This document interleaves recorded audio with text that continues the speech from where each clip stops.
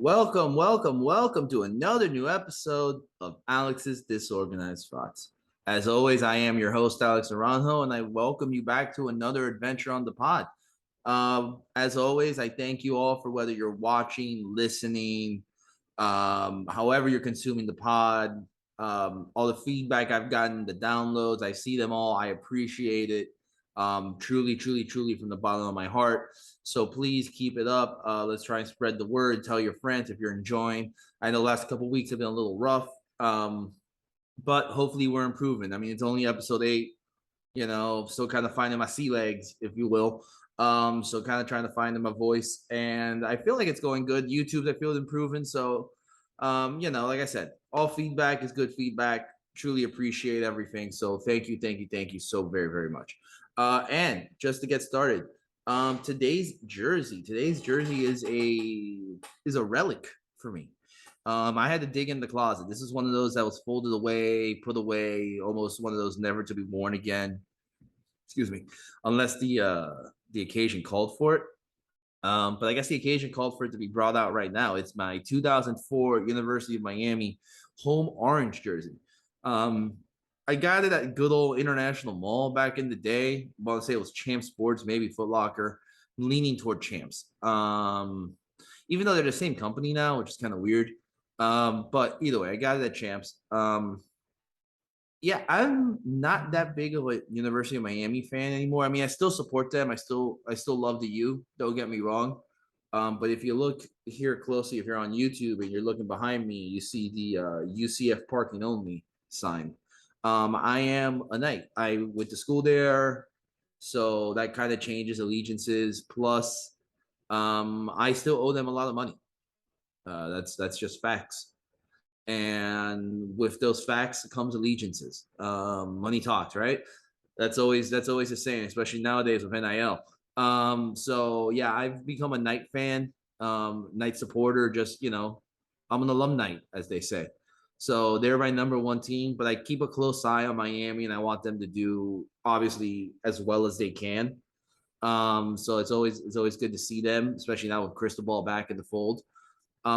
It's very similar to La Sposa. Funny enough, La Sposa went to Florida for both her undergrad and her master's. So she is a Gator through and through, which, by the way, makes very great conversation for me considering the bowl game last year. So she is a Knight through and through. However, growing up, her family is mostly from Michigan, mostly went to University of Michigan. So she's a big Wolverine fan. She is a huge Wolverine fan. You should hear her talking about Jim. Good old Jim in the khakis.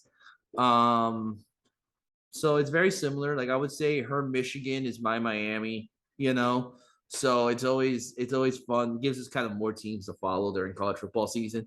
But really the only reason it's a Miami jersey is because Fanatics hasn't started selling the UCF jerseys yet. They were supposed to come out in August. They had a post UCF did a while back.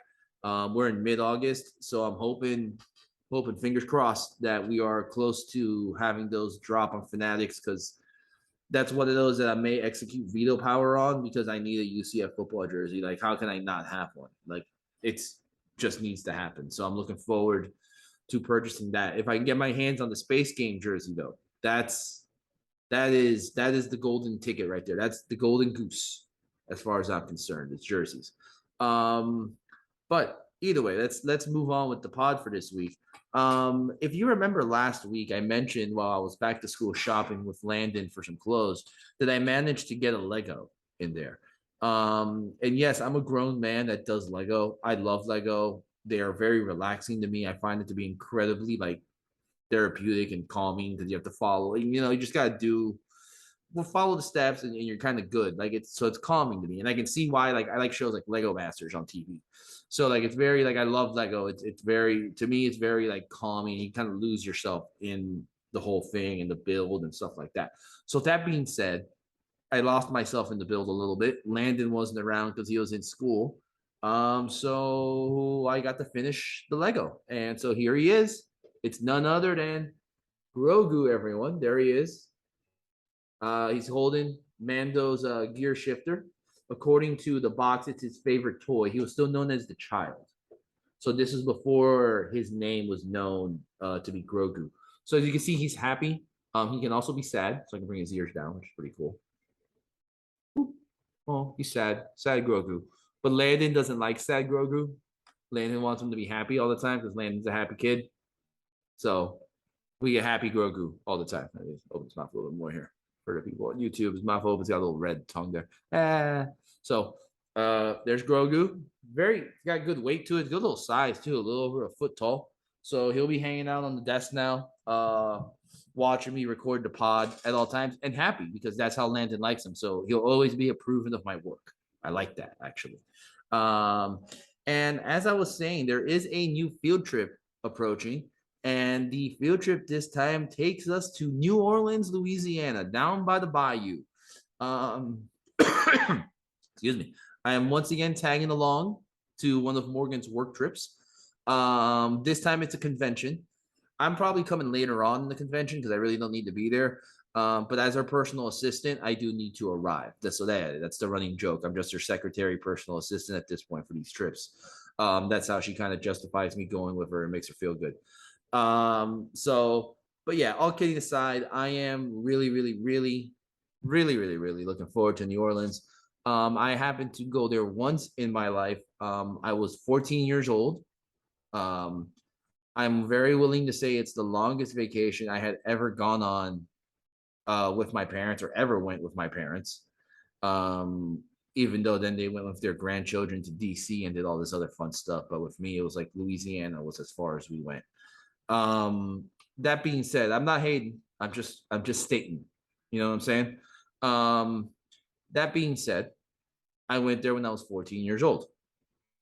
And while yes, I did go to Cafe Du Monde when I was 14 years old, and I'm going back now and I'm going to eat those beignets until, that's like, New Orleans crack right there, right? You even got the powdered sugar on it. Like it's yeah, I'm looking forward to that. But as a 14-year-old, you really truly can appreciate everything that New Orleans has to offer. Am I right? So, I may be past my prime as a 37-year-old married father of two. But you know what? I don't care. I'm gonna have a good time. I'm gonna experience New Orleans a little bit, not get too crazy, obviously, because once again, I'm a 37-year-old father of two, married father of two. So it's not gonna get too nutty, but I'm definitely gonna be able to have a drink in the French Quarter, something I wasn't able to do, when I was 14 years old. So I'm really looking forward to it again. It should be a lot of good fun. Especially like we're hoping to stay an extra day so we can really like explore and have fun and really enjoy New Orleans. For what it's worth, get some voodoo dolls made. Who is it? We don't know. So like I said, I'm looking forward to going back to New Orleans. I don't think Morgan's ever been, so she's in for it. It's a fun town, from what I remember at least, and stories have been told. But moving on, one of the big things I wanted to talk about this week was a story that was reported first by Shams and Woj a couple days ago, and then the NBA did me a favor and finally dropped the schedule. And so I'll start here before we talk about opening games and things like that. Like, how are the Knicks playing on Christmas Day again? Like, and I'm gonna release this as a poll when the pod comes out. Are the Knicks to the NBA what the Detroit Lions are to the NFL? In that they have to play on the main holiday day, like Thanksgiving in the NFL, Christmas for the NBA, no matter how shitty they are. Like, it doesn't matter that they absolutely suck. They're going to be on the holiday. Like, I'm starting to think that the Knicks are the Lions. Like, they're one and the same thing. You know what I'm saying? Like, because it's absolutely ridiculous that the Knicks are shoved down our throats again, and they're being shoved down our throats 13 times on national TV. And when I say national TV, I'm gonna put a disclaimer out there that I'm not referencing NBA TV because not everybody gets that. I'm talking TNT, ESPN, ABC. So those are the three that I'm considering national TV. The Knicks are on 13 times national TV. That's the same amount of time as the Brooklyn Nets. Now, to be fair, you don't know who's going to be on the Brooklyn Nets. Is Durant going to be there? Is Kyrie going to be there? Is Ben Simmons going to actually play? Is Steve Nash going to be there? There's a lot of questions to ask about Brooklyn, so I can see why they're kind of wanting to be on national TV, and I'm kind of curious if it's more early in the season as opposed to late. But they're both on 13. Um, and something that we really like, it's something that we've always noticed. I feel like as fans, but it really got bad last year was the whole Lakers being shoved down your throat. The Lakers are on national TV more than Brooklyn and the Knicks combined. The Lakers are on national TV 27 times, including opening night, as they get to watch Golden State get their rings and get to watch the banner go up. Why are the Lakers on 27 times on national TV? They didn't make the playoffs last year.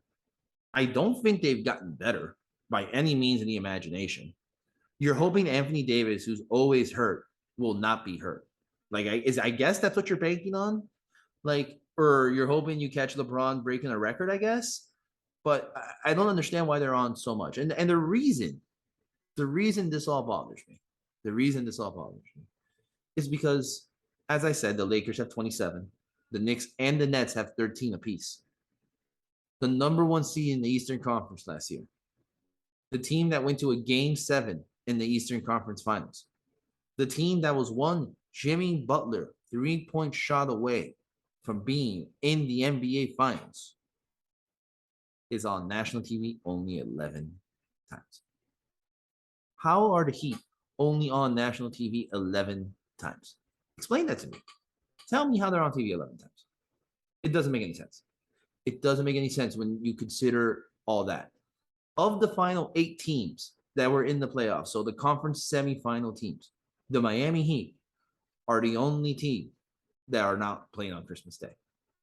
Like, and shout out to Heat social media, once again showing they're the best in the game, showing the picture of Max Strus supposedly being out of bounds on that 3-point shot against the Celtics. I guess they were that close to being in a Christmas Day game too. Like, I'm like, well done, Heat. Applaud. That was just a beaut. And then on top of all that with the Heat, if you're hoping to see them on national TV, well, I hope you're ready to wait to the new year, because you get one national TV game before January 4th, and that's the second game of the season against Boston on ESPN. Outside of that, you're not going to see them on national TV until January 4th when they're in LA playing the Lakers. So you're looking at probably a 10 o'clock start the next time you see them on national TV, or 9 o'clock, whatever time they decide to start that West Coast game. Like, that's ridiculous. They don't make their TNT debut until Martin Luther King Day when they're in Atlanta. Like, how does, again, I'm going to repeat to you, the team with number one seed in the East last season, Game 7 Eastern Conference Finals, when Jimmy Butler 3 away from being in the NBA Finals, not show up on TNT until 3 weeks before the All-Star break. Like, how does that even make any sense? Like, and the only, like it doesn't make sense. It doesn't. The only thing that I can possibly see being the reason why that's the case is that they see the Heat kind of like the Spurs to an extent, especially that like early 2000 to 2013 Spurs team that nobody wanted to see win unless you were a Spurs fan. You remember those teams? You know, like they were just, like everybody said, they were boring to watch. They weren't fun. They played it a different way. They weren't up and down the court. I feel like that's kind of what the Heat are at this point. But they're consistent, right? The Spurs were always there. Well, the Heat have now become that team that's always there. Like, they're always around. They're always hanging around. Like, and don't give me this bubble fraud nonsense, you know, that sweep against Milwaukee. Like, they made 2 runs in the last 3 years, you know, when, especially when they had proper rest, which, you know, is key for all of these pro athletes, guys, right? But between Jimmy Butler and Bam, one of the best young talents in the league, I don't understand how you don't want to showcase that more. How you don't want to be in Miami more. Showcase Miami like as just the city that it is, and so I don't get it. I don't get why the Heat are getting disrespected to an extent. Okay, good. I like that, because that's what the Heat thrives on. You know, we're a bunch of dogs. It's always how the Heat have been. You know, Heat culture, but it's it's disrespectful, and it'll be interesting to see like one of the primetime game, one of the national TV games. Well, I'm on this rant, might as well. Is the Jazz at Knicks or Knicks at Jazz? Like, so they're hoping Donovan Mitchell gets traded. Like, and the Knicks are just really bad. Like the Knicks have, I just can't get over the Knicks being on national TV that much and Christmas Day. Like, I don't know if people saw this story a couple weeks ago, and so I guess we're gonna have a little bit of a story time here. So there's a bunch of pro am leagues. There's one in Miami. The famous one, obviously, where LeBron played, the Drew League out in LA. There's pro leagues all over, pro am leagues around the country. These guys, first thing I'm gonna say, these guys can all play. Okay, all of them can play. They don't, this isn't like some Joe Schmo from Kokomo off the street going to play in the local rec league. Like most of these guys played college ball. You see guys like DeMar DeRozan plays all the time. LeBron played. Kobe had played. Everybody will pop up and play from time to time. So these are ballers. But you're able to kind of jump and join and play with your friends. Like I believe down in Miami, I think it was last night, Donovan Mitchell and Bam Adebayo were on the same team, which I hope happens in the future. Fingers crossed, comes the Heat.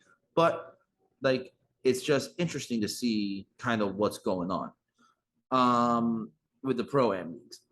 Now, the reason I bring up the pro am leagues, the Knicks high price free agent signing that they're accused of tampering on and being investigated, Jalen Brunson, teamed up with current Knick All-Star Julian Randle and top bench player, and I believe dunk champion Obi Toppin. And you would think if them three are on the team, they should have beat. It doesn't matter who they're playing against. This is 3 NBA level talent, three high level NBA talent. Like Obi Toppin was a lottery pick. You know what I'm saying? And they got waxed. They lost by 11 to a bunch of guys who, again, they're no offense to them. They're just not NBA talent, and there's nothing wrong with that. I don't have NBA talent. Most of us don't have NBA talent, but they're very good basketball players. So it's not a knock against them. But if you're an NBA All-Star, a guy who's making over 100 million now, and the lottery pick, you shouldn't be losing to these guys. And if you do, it shouldn't be by 11. Like you all got waxed if y'all lost by 11. You know what I'm saying? So to continue harping on this, why the Knicks are on national TV more than the Heat, I don't understand. Why they're on Christmas Day, my only logical explanation is they're the Lions of the NBA.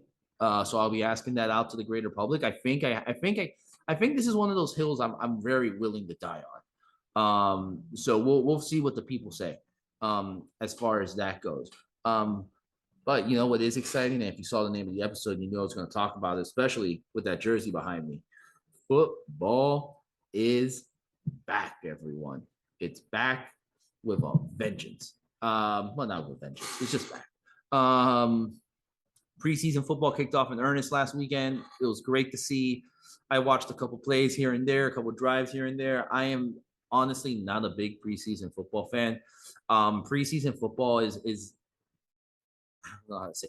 It's that blanket cover right before you wake up. You know how sometimes right before you wake up, you get one last real good rub in the blanket there. That's what preseason is. Like it's there, and it's comforting that football's back because it's going to be there till February. But you really just want to get going to the real thing, right? So I love preseason. I don't care for it. I really don't. I watch it because again, it's football. Okay, it's the comfort of it being back. But at the end of the day, most of these guys aren't going to be playing. If they do, your team's in big trouble. Or these guys did something really good in camp. Let's not take that away from them. Or the only other reason you really care about this game and preseason games, and I will stand by this, is you're a degenerate gambler and you're betting on these games. Because honestly, what good is knowing the 6 running back that won't be on the practice squad come 2 weeks from now or 3 weeks from now? I find it hard to get into preseason football.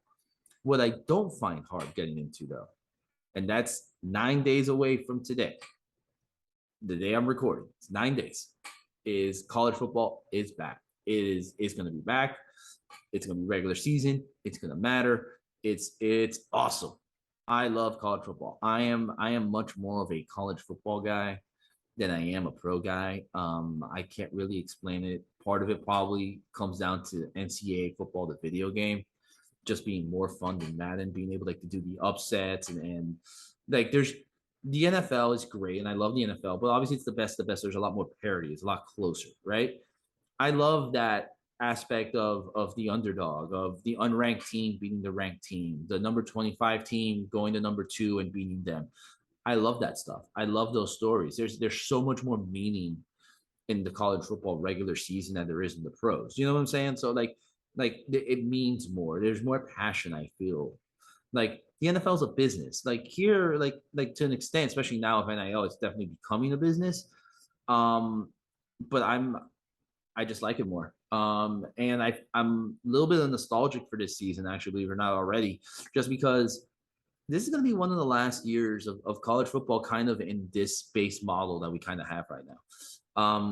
Especially with USC, UCLA jumping over to the Big Ten. You have schools like UCF going over to the Big 12, Cincinnati. Um, College football's in for a big change. There was already a story early this morning about the CFP committee already talking about breaking away from the NCAA. I think it's inevitable. They basically tell the NCAA to go f themselves because really they kind of act that way already as it is. And I think we're moving to an NFL model. I think we're going to have 2 mega conferences, maybe 3 mega conferences, and kind of battle it out from there and see how it kind of all plays out with playoffs and things like that. I do think we're moving towards that. So I think this is one of the last couple of years that we're going to get that traditional kind of, not traditional, what we're used to, at least my generation growing up, as college football, all the conferences and things like that. I do think we are moving away from that model in football, at least sooner rather than later.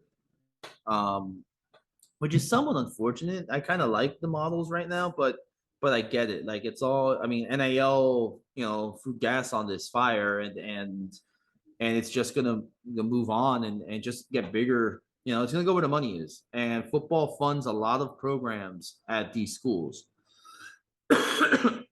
So it's a little sad, but I think it adds for a little bit more excitement because this is kind of like we're entering a new era of college football. So it's going to be very, very interesting to see what happens in the future.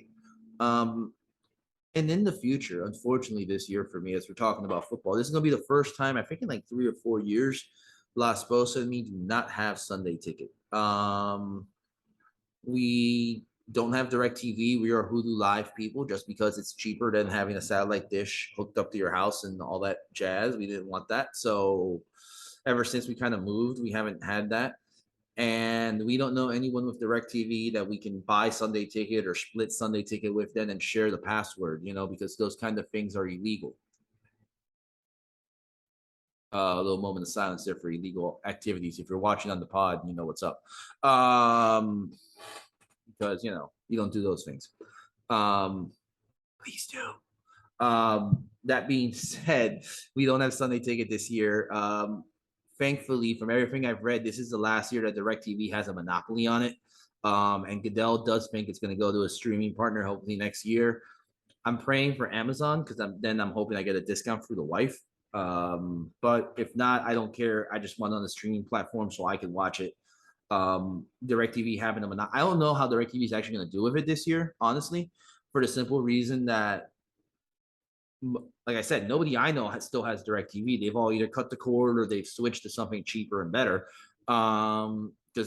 Just DirecTV wasn't that good, to be honest with you. You lose. Oh, there's a cloud. Guess what? You're not watching TV anymore. And like you can't even stream it if you don't have DirecTV.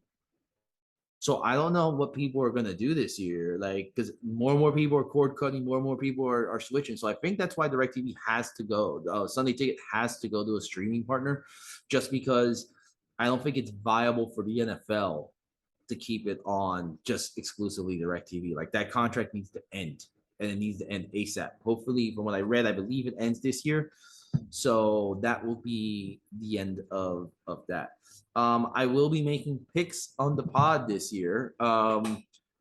Obviously, it's just me, so it won't be called the Funky Five. I'll find another name for it, but we will be picking. I will have obviously comparisons to one Colin Cowherd, who likes to think himself a Vegas pro, and other people throughout, there that I can find picks and stuff like that. We'll have fun with it. Obviously, they're for entertainment purposes only. Unless I start winning a lot, then I would tell you, hey, maybe take my advice. I'm on a heater. So who knows?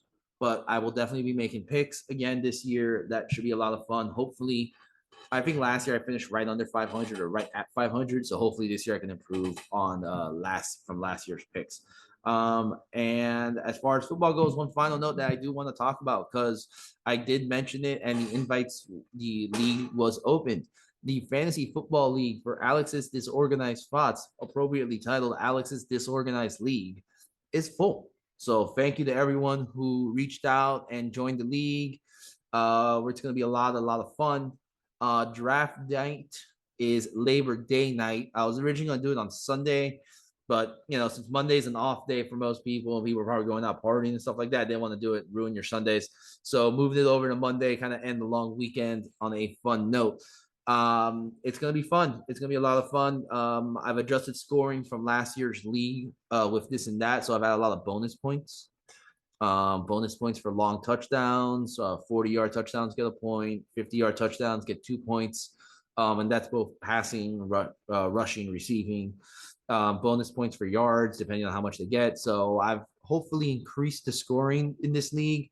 The bucket of shame will return.